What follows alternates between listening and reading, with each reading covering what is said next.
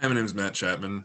A little about me. I'm from Upper Michigan, but I've lived in Colorado Springs most of my life. As far as career and academics go, I'm mostly interested in ecology and sustainability and mostly aviation. So I'm working on a biology major just to kind of get a bachelor's of science to commission as a pilot in the Air Force. The first internship I did was with the established program to stimulate competitive research, just shortened to EPSCoR. It's a nationwide effort to foster research. And so Wyoming's component is mostly focused on microbial ecology. So as a research assistant, I was doing a lot of lab and field work, which mostly entailed filtering and sorting soil samples and then just getting quantitative data like pH, EC, or electroconductivity and weight, that kind of stuff. And we're also extracting DNA samples just to map the microbial genome of the whole country's soil. It was supposed to be heavily fields based, which is why I wanted to do it in the first place. But a lot of what I did just ended up being a lot of kind of busy work and lab upkeep with cleaning and organizing. The little field work that I did get to do was just kind of testing in our supervisor's front yard, plotting and collecting soil samples. And the reason I didn't really get to do a whole lot with this internship is because I got some pretty bad injuries, including like a crushed rib and a popped out shoulder, which aren't really pictured in these these photos. And it didn't help that 3 hours after getting these injuries, I actually broke up with another research assistant who got me this job in the first place. So the lesson learned is to not work with your significant other because it makes going back to work extremely awkward. The next internship I had later that summer was for the University of Wyoming. It was actually led by my animal biology professor and the TA for my lab. So this was a series of backpacking trips to backcountry lakes. It was a bunch of grad students collecting things like trout DNA, soil core samples from the bottom of these lakes, and then what I was helping out with was comparing zooplankton in lakes that were stocked or not stocked with fish. So we were looking for variables like species, size, number of plankton, and just water values like pH, mineral composition, temperature. And a lot of what I did was more menial chores, scouting for campsites, looking for firewood and water. And we also had these pack llamas. So I got to lead them, feed them, pack them up, take care of them. And the other major thing I did was we had these inflatable kayaks that we had to bring along because we had to get into the middle of these lakes to get good samples. So I was hauling those through some sketchy terrain, putting them together and paddling around, taking the grad students where they needed to go.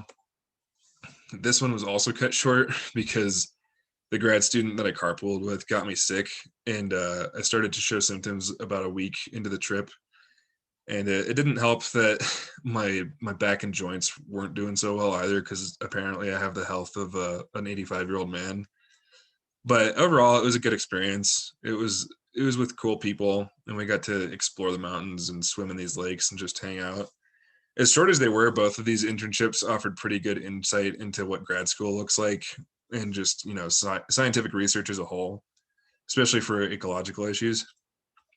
So the environmental issue that I chose was the history of uranium mining in the Navajo Nation. So after World War II, there was a pretty big spike in demand for nuclear materials and technology, and there's a lot of uranium located kind of in the Southwest, New Mexico, Arizona, Utah, that kind of area.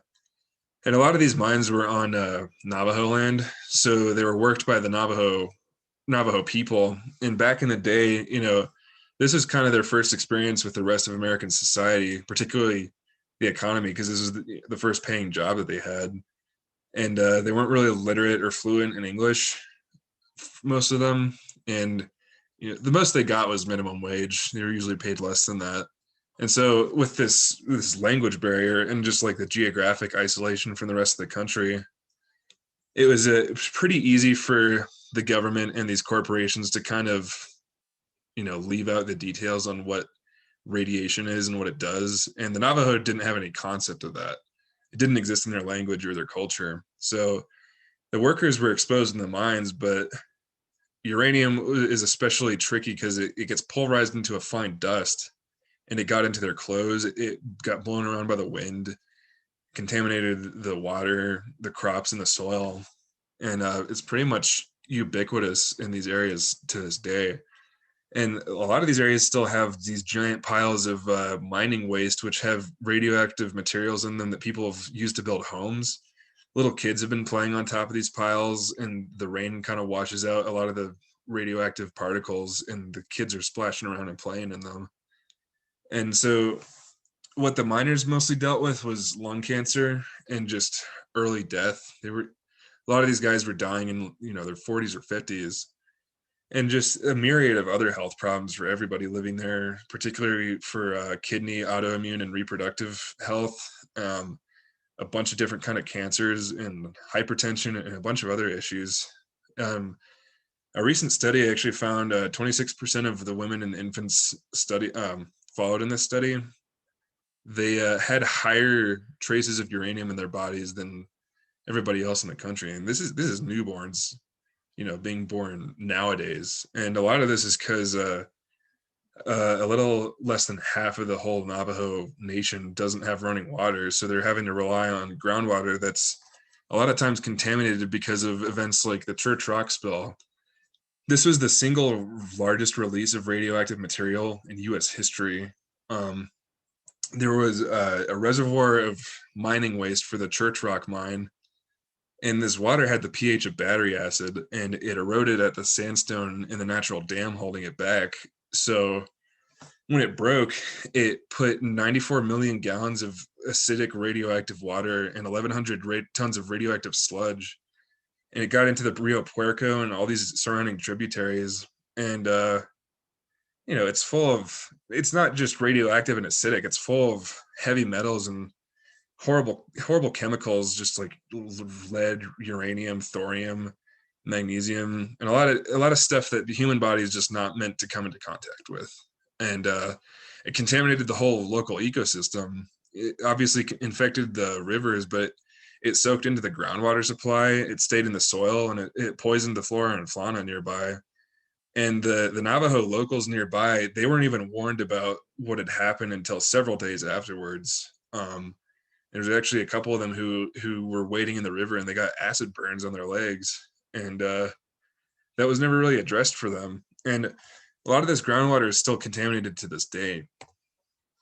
But it's no secret that Native Americans have not been treated very well throughout the history of our country, especially for the sake of military or economic progress, just like with the arms race and the development of nuclear technology.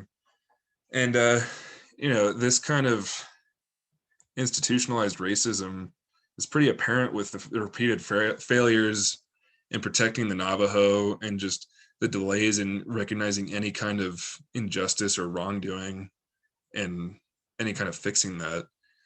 Environmental racism is defined as the disproportionate share of the cost of, economic or whatever kind of progress of a specific socioeconomic group. And that's exactly what happened to the Navajo for the arms race and just developing a nuclear nation. They paid a lot heavier of a price than most other groups in this country.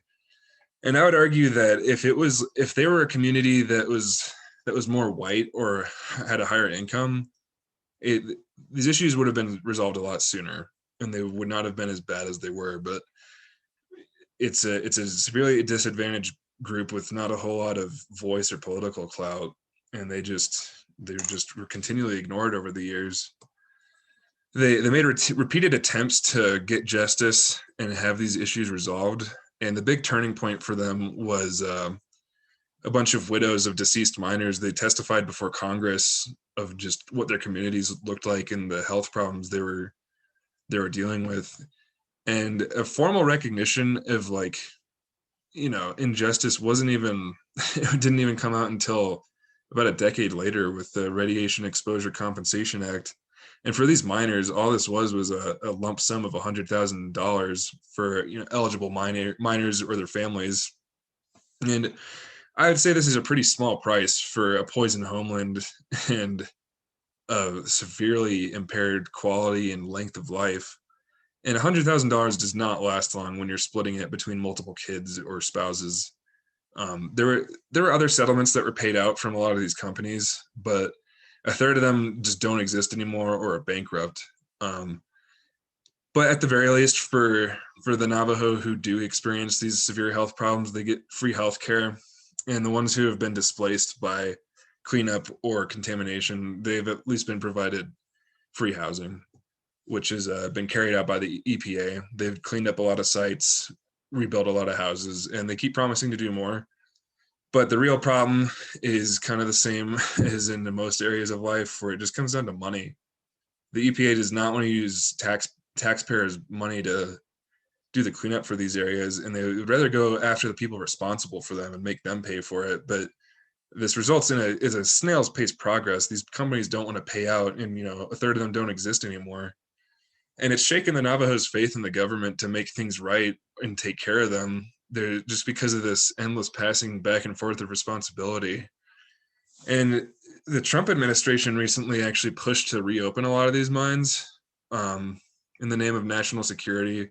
They want a healthy stockpile of nuclear material that's been mined by the U.S. It's not relying on other countries. And so a lot of Navajo locals in these areas that are just endlessly stalled, they started to come to the conclusion that the stalling was purposeful, just waiting for the mines to open back up. But obviously there's a new administration now, so I don't really know what their opinion is now, but they're not too thrilled with the progress in cleaning up their communities. Going back to my career plans, ideally I will never need this degree or minor again in my life. Like I said, it's just a bachelor's of science in an interesting field to commission and go into the aviation industry. So the next step is to apply to a bunch of Guard and Reserve pilot units across the country.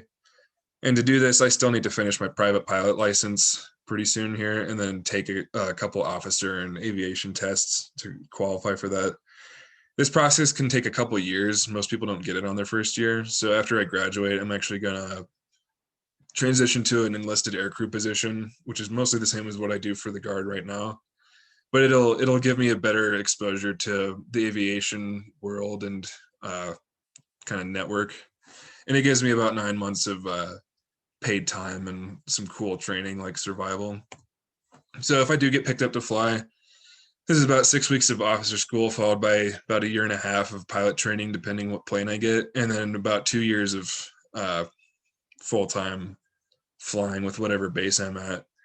And then after a couple of years of flying, I'm planning to get my MBA and real estate license, just to kind of get more into the business and investment world.